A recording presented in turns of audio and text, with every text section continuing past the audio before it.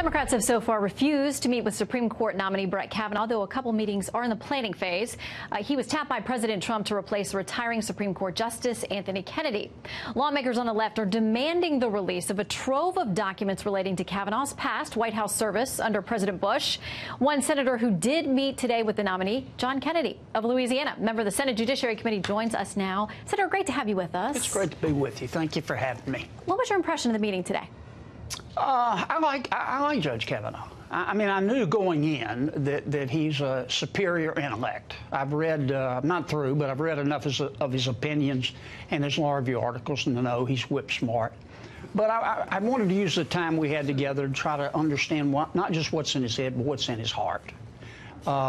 We talked a little about the law, but mostly we asked him how his beautiful daughters were handling all this.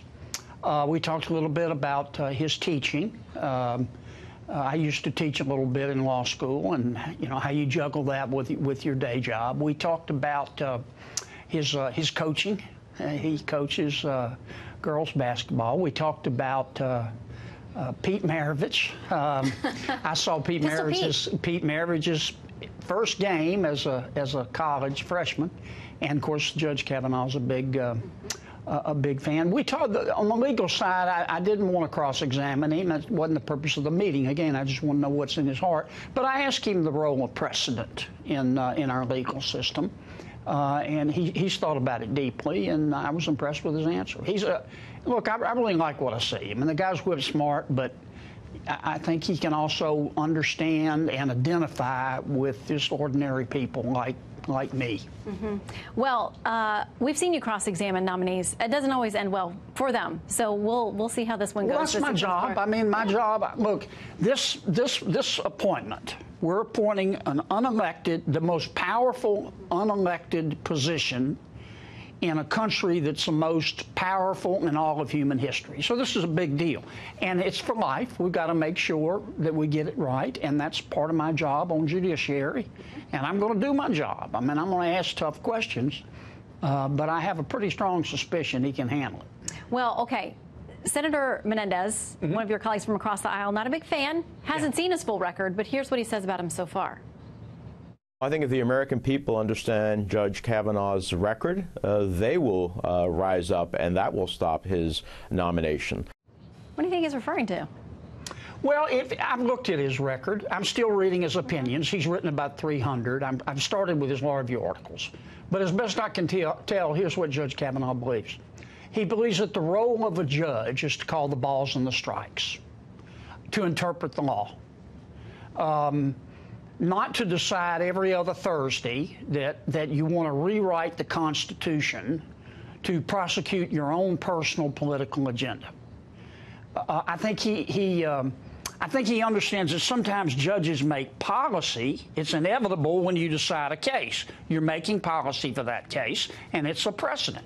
But he understands that judges should not try to be ideologues and do what Congress is supposed to do. If you want to be an ideologue and prosecute a personal political agenda, run for Congress, or run for president. Now, I think that's the proper role of a judge. I think that's what Judge Kavanaugh understands.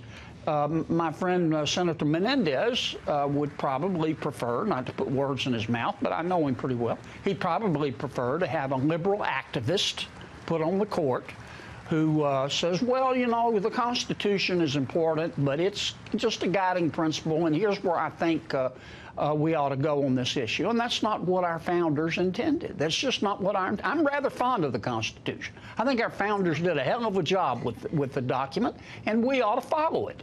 Mm-hmm. Okay. Well, a lot of folks feel that that's exactly what they should be doing. And if you don't want to follow it, that's why we have an amendment process. But you have to do it through the democratic process. You just can't have somebody appointed go say, I know what's best for all Americans, and this is what I'm going to decree. Is it true that you have served as a high school substitute teacher? I serve as a substitute teacher. I've done it for, I don't know, since 2002. I did it once in high school. I do mostly junior high and elementary. Wow. Let me tell you why I do it.